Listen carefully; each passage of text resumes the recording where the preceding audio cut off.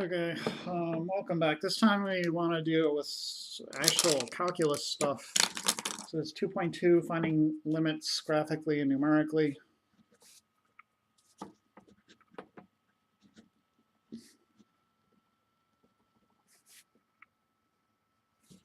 Just finding limits. I don't know. Let's see. Probably the best place to start is just graphically finding limits. So, we're talking about intro here. So let's draw a little graph.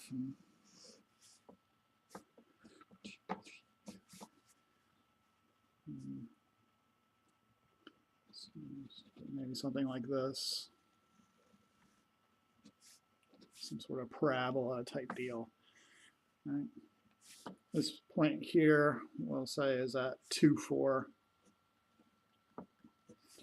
Maybe this point here is at 0, 0. Okay, so what are limits? Limits, it's the study of what happens to y as x goes to some value. So for instance here, what happens, we'll say, as x goes to 0, where does y go? Y goes to question mark. And in particular, we're talking about this picture here, this graph. So as the x values on this graph go to 0, the y values also seem to go to 0, right? So one way to think of it is just to think of what the heck is the corresponding coordinate. So y goes to 0. Okay, so another question. As x goes to 2, y goes where? So as x goes to 2, so 1, 2 right here, and it's kind of weird. You think about it from both sides. It's not just, as x approaches 2 from the left, or x approaches 2 from the right. It's as x approaches 2 from both directions, where do the y values end up? So when x is 1, it's like at 3. When x is 2, it looks like it goes to about 4, right? And then it starts going back down. So in this case, as x goes to 2, y seems to go to 4.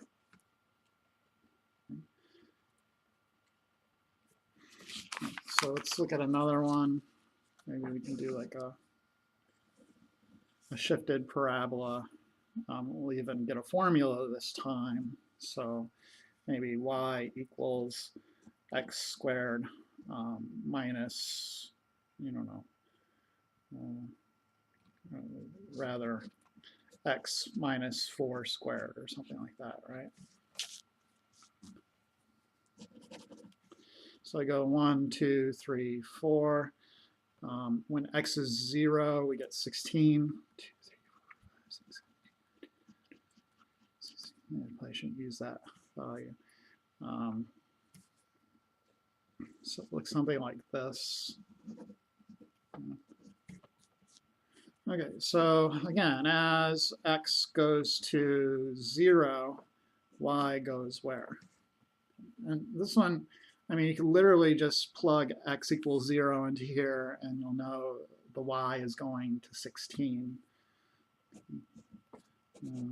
As x goes to 4, y looks like it's going down to 0. Okay, we're going to use special notation for these. So this guy, the way we write it is with this limit symbol. So the limit as, and we put the x goes to 0 part down below the limits, the LIM. And then on the inside, we worry about the actual function. I didn't have a function here, so we'll just say f of x. And I'm not going to write y. Okay, but really, that's what I'm asking. What is happening to y as x goes to 0?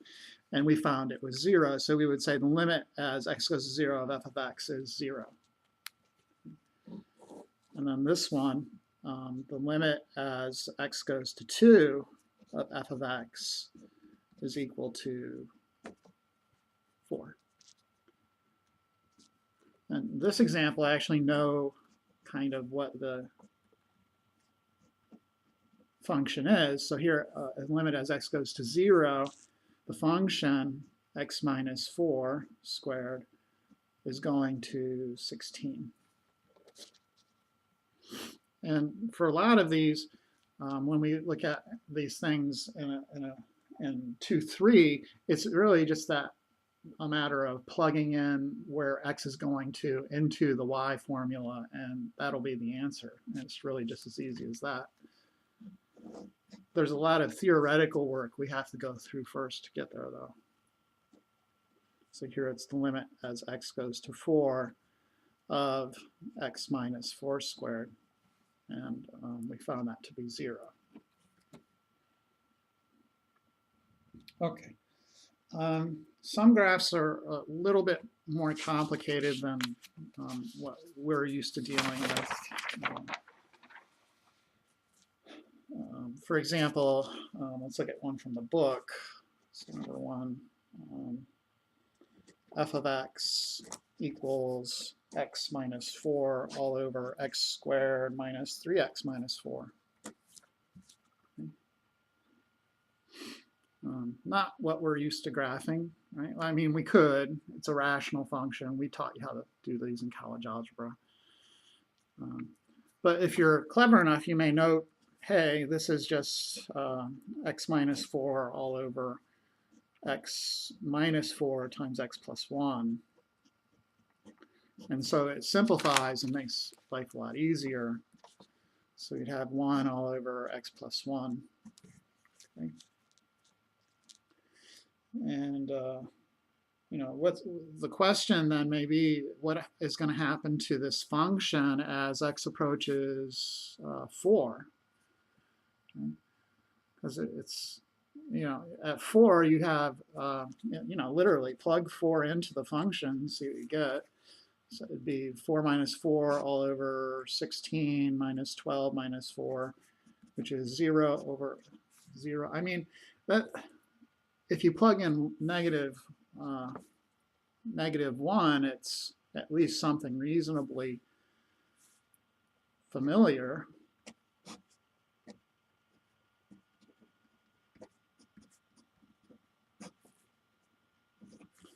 We would say this thing is undefined. Maybe there's an asymptote there, right?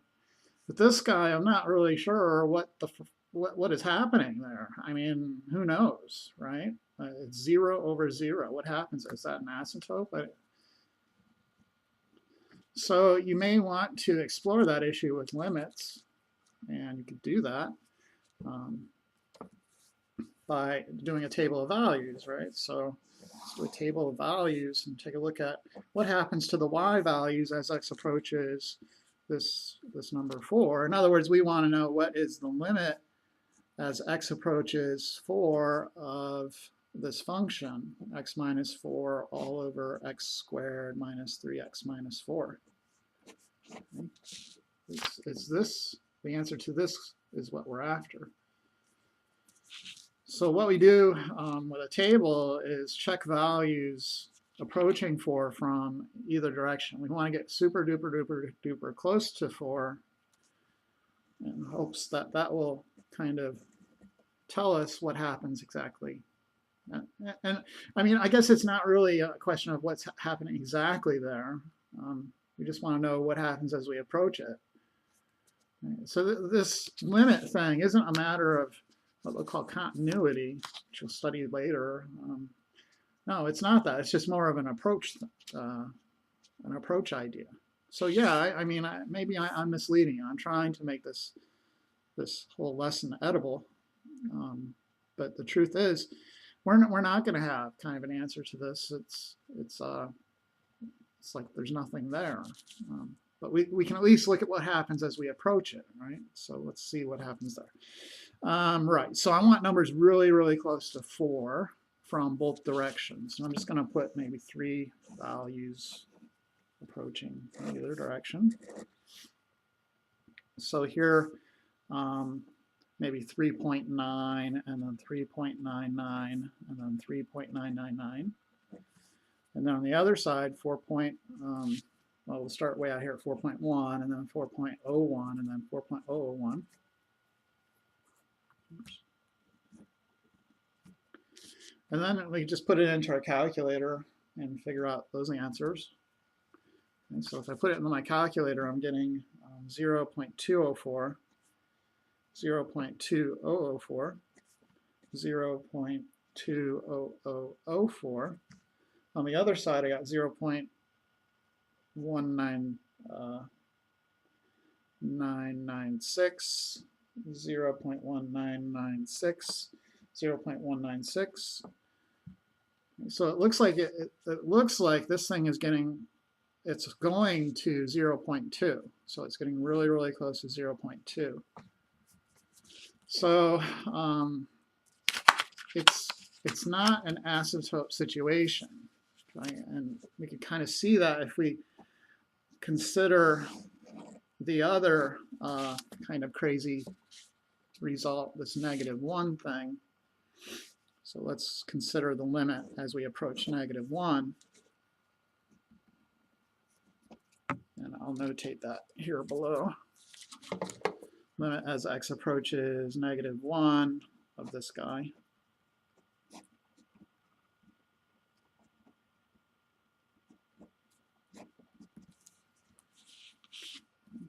So this time, I'll pick points like negative, so 1.1, negative 1.01, negative 1.001. On the other side, I have negative 0.999, negative 0.99, negative 0.9. Plop all those into your calculator, which I haven't done yet. So I'm going to have to open up my calculator and get into the y equals menu, clear that out. So we have x minus 4 divided by x squared minus 3x minus 4. Okay, y1 of, excuse me, negative 1.1 is negative 10. 1.01 is negative 100. 0.001 is negative 1,000. On the other side, negative 0.9 is 10, positive 10. And then I think we can guess the rest. Oops. 100, and then this will probably be 1,000. So we could compare these two limits. Ultimately, we'll say this limit does not exist. You could give it a name from this direction. Let's say it's going to negative infinity. From this direction, it's going to positive infinity. And we compare and contrast to the other situation where it's actually approaching something. So 0 over 0 in this case, at least, seems like it has a possibility of survival as opposed to something over 0 where it's just going to go to infinity or negative infinity. So, you know, you could use limits to explore the behavior of functions that, you know, if you didn't have a calculator, this would be very valuable. So you may be like, well, I got a calculator, so what do I care? But there can be functions that you'll encounter that you have to create that maybe the calculator won't have a good way of graphing it, or maybe even you can't put it into it's too complicated to put into a calculator, and so you need tools to analyze those things. You need maybe to even create a new tool. So, I don't know. All right, let's move on. There's certain ways that limits can fail to exist. We just saw one way. When we have asymptotes, the limit will fail. So they call that unbounded behavior. And that will be our first type of, I guess, failure.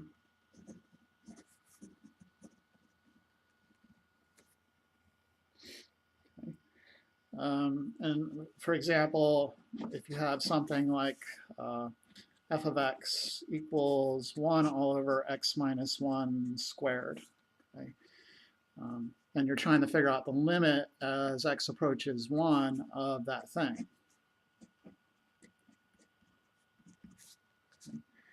Well, again, we could do a table and analyze its behavior. The more limits you do, there's going to be forms of limits, and this limit is called L all over 0. And those things are always going to be either positive or negative infinity, depending on the approach. Okay. In this case, it's going to be infinite. But let's take a look at the table at least. So we're approaching 1 from either side. So I'm going like 0.9, 0.99, 0.999. On the other side, 1.1, 1.01. Whoops. So this would be 1.001, 1.01, 1.1. Okay. And we put those into our calculator again. So forgive me for a sec while I do that. I'm too lazy to do it in my head at this point. Divided by x minus 1 squared. Okay, so y1 of 0.9 is 100. Y1 of 0.99 is 10,000. So I think we see there's this really fast growth again. 0.999, and we get a huge number. It's like 1,000,000. On the other side, then we have first 1.1. That's 100, and we're going to have the same behavior, right?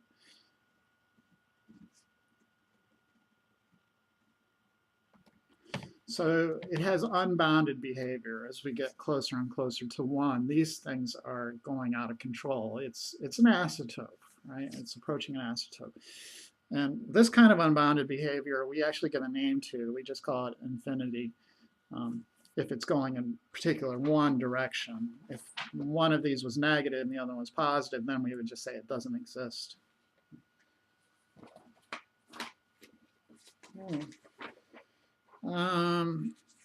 So the next kind of behavior is when the two directions of approach are different. So different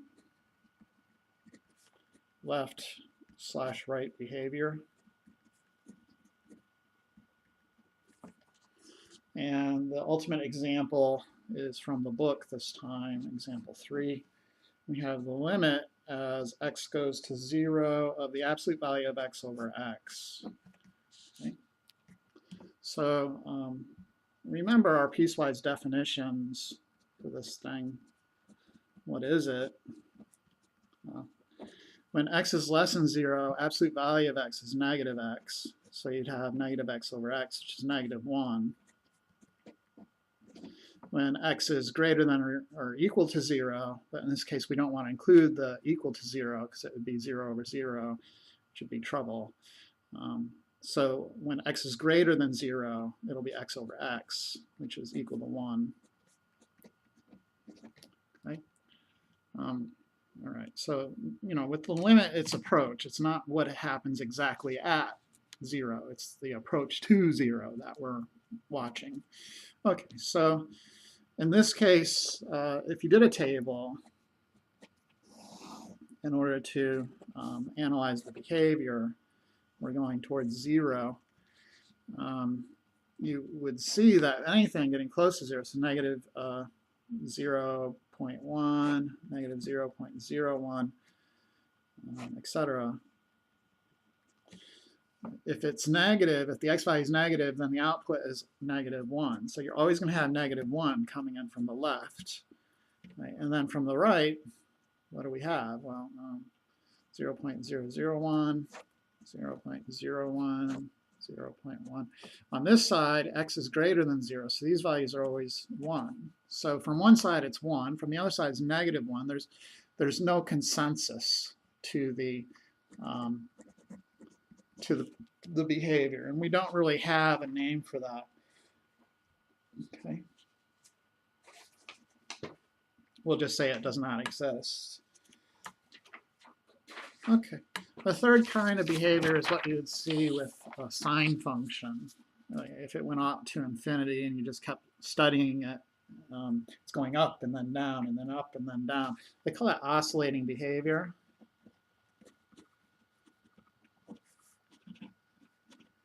And it's hard to imagine that something has that behavior as you get really, really close to some point, but it happens. In particular, it's these kind of functions where you see the madness.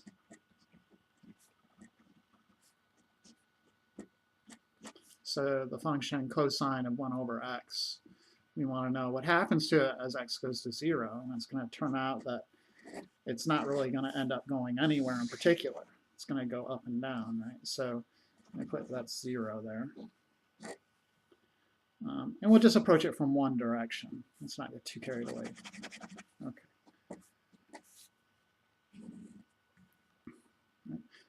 So if it oscillates from one direction, it's not going to have a limit. So therefore, even supposing it did approach something from the other direction, both sides would not have the same limit, and therefore via the previous section it would fail. Okay?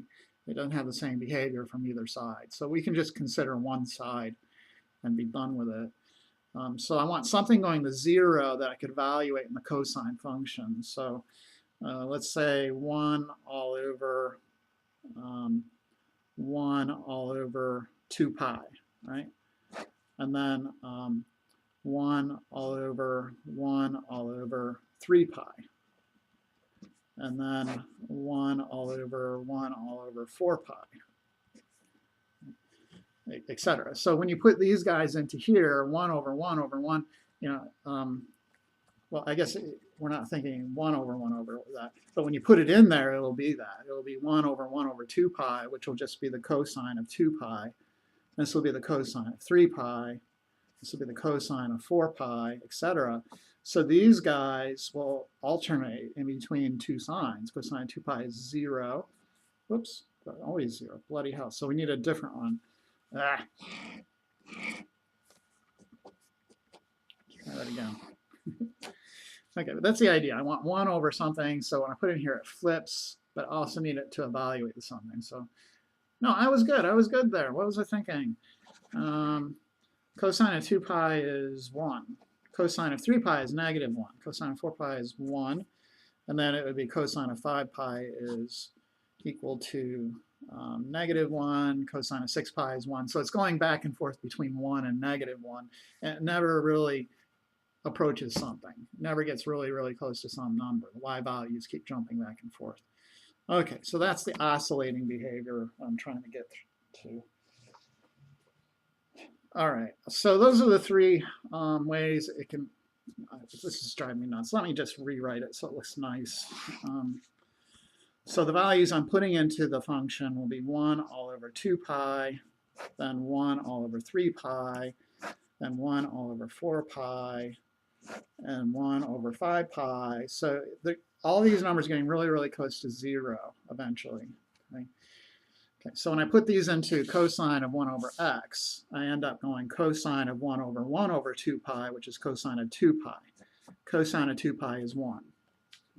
This will be cosine of 1 over 3 pi, which is cosine of 3 pi, which is -1. This will be cosine of 1 over 4 pi, which is cosine of 4 pi, which is 1, and then so on and so forth. This will be -1, and then 1, -1. So as it gets closer to 0, it's going up and down and up and down. It's never settling for something. Okay, so this is oscillating behavior, and again, the limit does not exist. Okay, so good stuff. In practice, though, it'll mainly just be a matter of plugging and chugging, right? So the limit of 3x plus 2 as x goes to 5, you can graph it and look at where the y values go, but it's just a matter of putting 5 into here, and you get 15 plus 2 is 17. Just what we would expect. Okay, now for something a little bit different.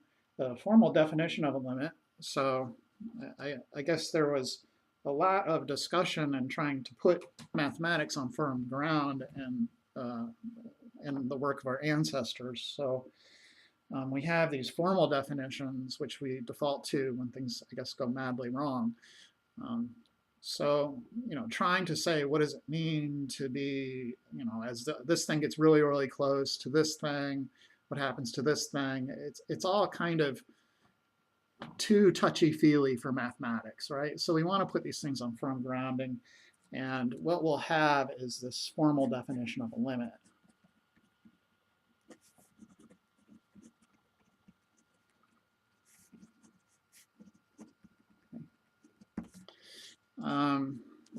It's okay. Let's just dive in here and write it out. So let f be a function defined on some open interval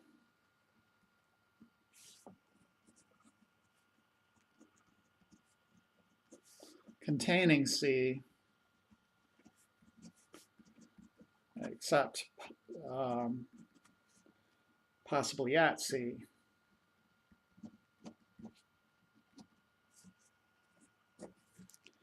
And let L be a real number.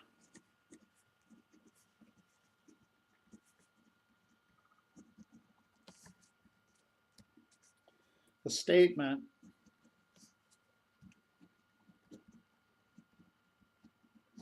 of this limit thing that we've been talking about. So the limit as x goes to C of f of x equals L. We want to put a formal definition on this. This means that for any epsilon greater than 0, there exists a delta greater than 0 such that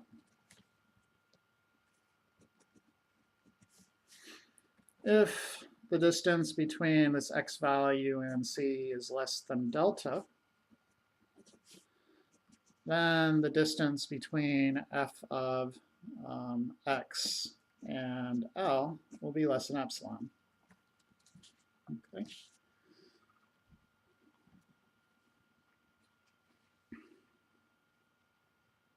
Okay, so pictorially, what does this mean? It means if you have this limit thing existing somewhere, you can pick any x in a particular interval around the C value. So the interval is given by this delta value. So C minus delta and then C plus delta. Any x value in this interval, so I put an x in there. Any x value in that interval will be sort of tossed into this interval around the limit L. Okay. So L, maybe I should have said that vice versa, right? So for any interval around L, you can find an interval around C such that any x in this interval will end up in this interval when you put it into f of x. Okay. So you have this interval around C, or first you start with an interval around L, right? So you have an interval around L. Here's L.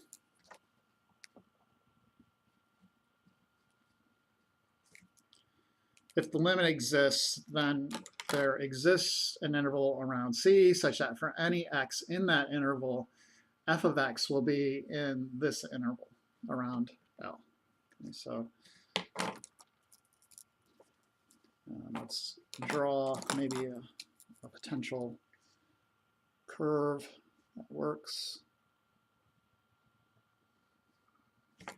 Going through that, and you see x, it's right here, so f of x would definitely be in this interval epsilon. I don't know. All right. in the beginning here, at these beginning stages, and this kind of thing maybe you would study in an advanced calculus class, but at the beginning stages, we just want to get you familiar with the definition. A lot of you probably haven't seen it before. And then we want to get you familiar with doing some basic proofs here. And these proofs are what they call universal existential type proofs. And you can take a class in proofs if you get a chance. If you're going to become a math major, that's what you want to do. You want a class in proofs.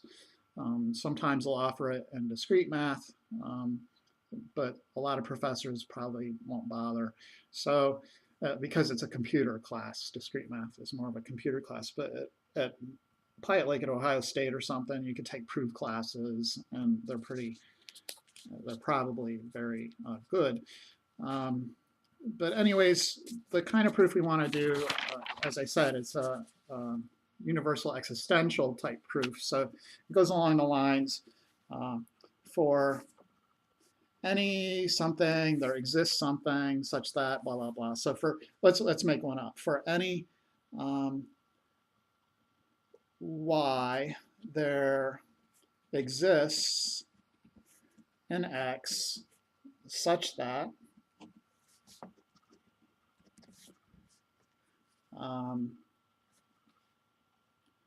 y is equal to x plus 1.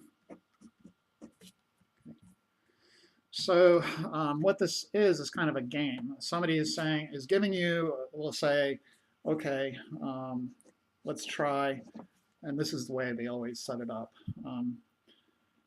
So, this person is a little speaking balloon, says y is 3.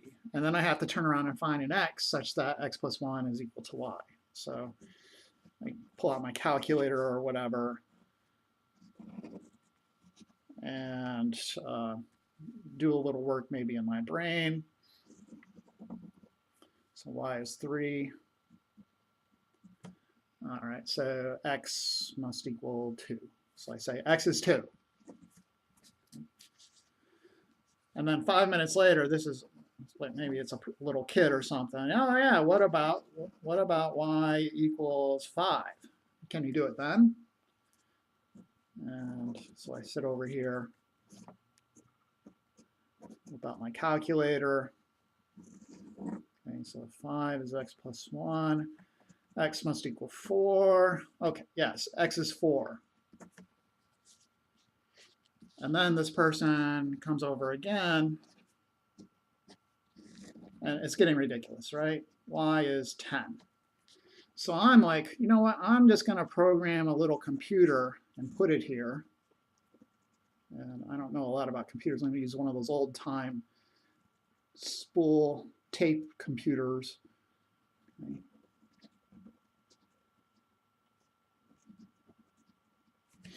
And I'm going to program it with a formula that says output x equals, what is it? Y minus 1, right? That's all I have to do.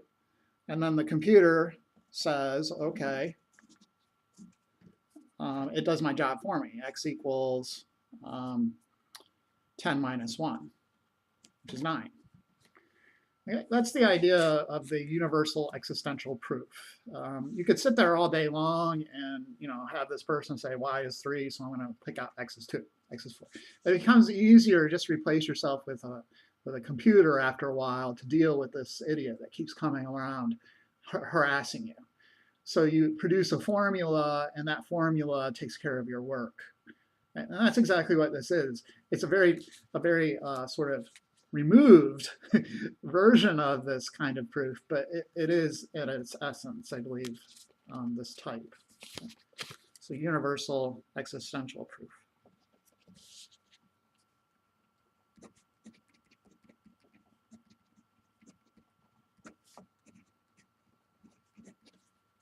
Okay. So we want to go through and do some of these. In the beginning, just consider them like templates, and don't overthink them. There's probably for different kinds of limits, there's different types of these proofs, and there's probably like 10 different types. We're just going to show you 2 of the types, the ones that will handle linear, and then the ones that will handle sort of quadratic difference of squares problems. Okay, so we're just giving you 2 of them. Section 4, the epsilon delta proofs. Okay. And the first type, we're going to do the kind where somebody is giving you a particular value and you're turning around and coming back, doing your comeback. Okay, so this is before you've developed the formula that you just hand off to a computer. Right, so this will be then example 6. Given the limit as x goes to 3 of 2x minus 5 equals 1, find a delta around 3 such that, so I'm abbreviating such that with ST, if x minus 3 is greater than 0 but less than delta, then this f of x, which is 2x minus 5 minus L, which is 1, is less than 0.01. Okay, and this will turn into our epsilon in the next sort of section down the road. Okay, so how do I do this? Well, you want to solve this thing kind of for x minus 3, and that'll tell you your delta. Okay, so you're back engineering it.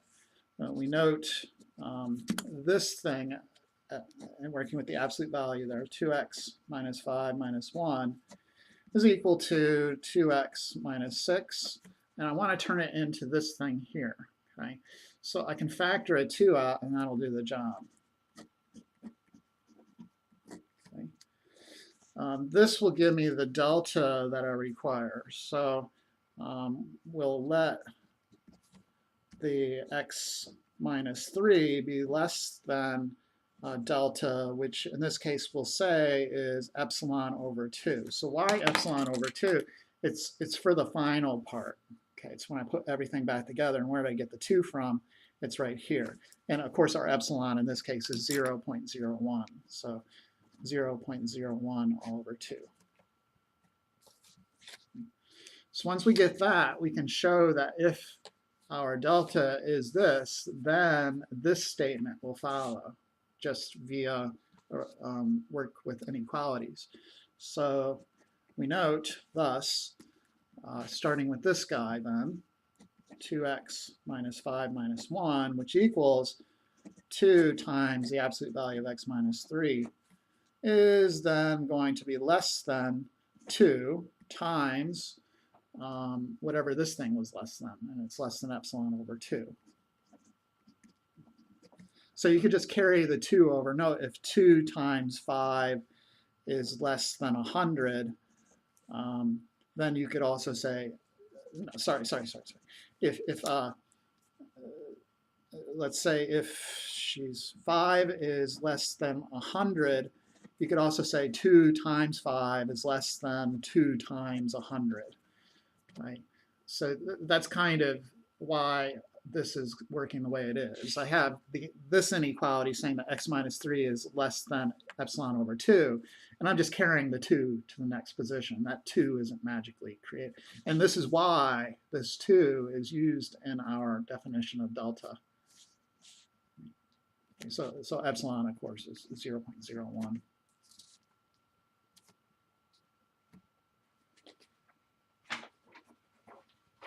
Okay, so let's just skip to these kind of proofs are a bit silly.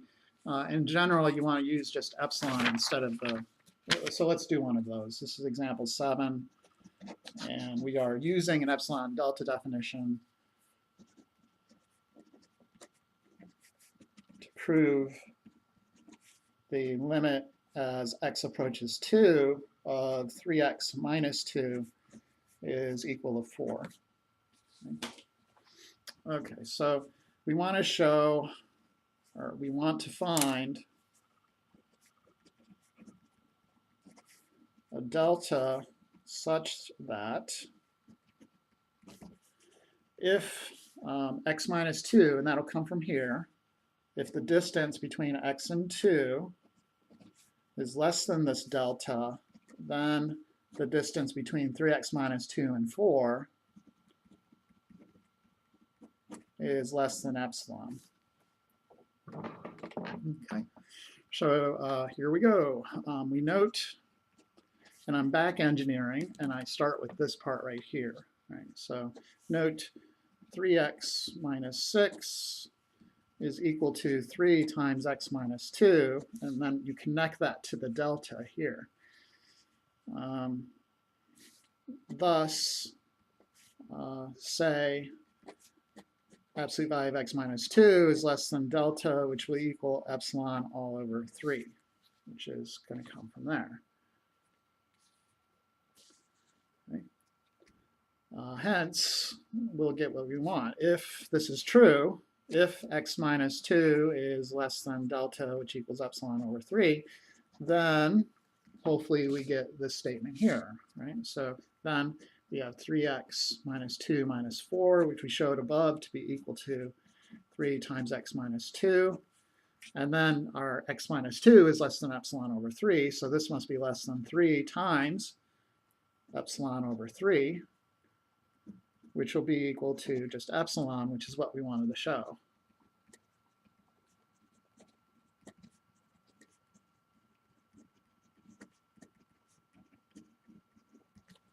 Okay. Okay. So that's one kind of proof. The other kind of proof is when you have more of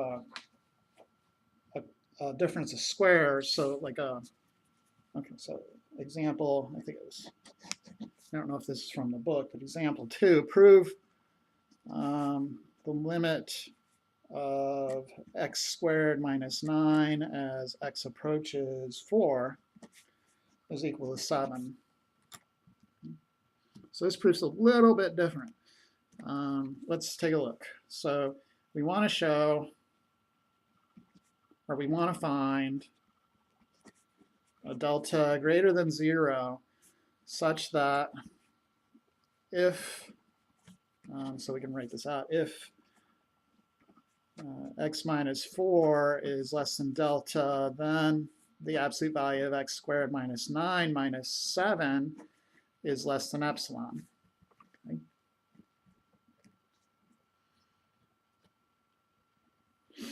Okay.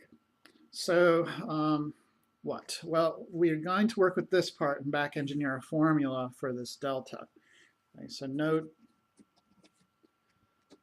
x squared minus 9 minus 7 is equal to x squared minus 16, which is a difference of squares, so I could factor it and then use the product rule for absolute values to rewrite it as x minus 4 times x plus 4.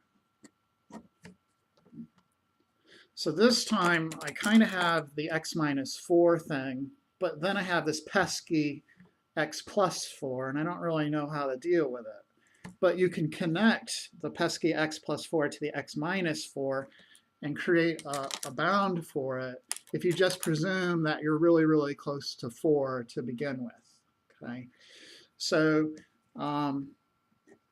if we presume we're really, really close to 4, and I mean we will be if we're looking at the behavior close to 4 of this limit, we can say, hey, let's just let the absolute value of x minus 4, the distance between where we're looking and 4, to be less than 1. That seems perfectly reasonable. So if that's the case, you'll have x minus 4 less than 1 greater than negative 1, then add 4 to all 3 sides. You'll have x less than 5 greater than 3. And now we want to do that connection. We want to connect over to the x plus 4. So we can create a boundary for that. So I'm going to add 4 to all 3 sides. I get 7 less than x plus 4 less than 9. So in this case, this 9 is going to be the denominator for my delta value. So it will be epsilon over 9. Okay? So we say, or we let delta equal the minimum And this is just ensuring that the x minus 4 is less than 1. So the distance between x and 4 is less than 1. So we say we want delta to be the minimum of 1 and epsilon all over 9. Okay. In other words, we want this x minus 4 thing to be less than this new delta, which will equal what I just wrote. Okay. So we know if that's the case, we'll have x squared minus 9 minus 7, which equals x minus 4 times x plus 4, which will be less than, well, the x minus 4 is less than epsilon over 9. And then when x minus 4 is less than 1, x plus 4 is less than 9. Okay, so it would be times 9. And of course, then we get this thing being less than epsilon as we wished.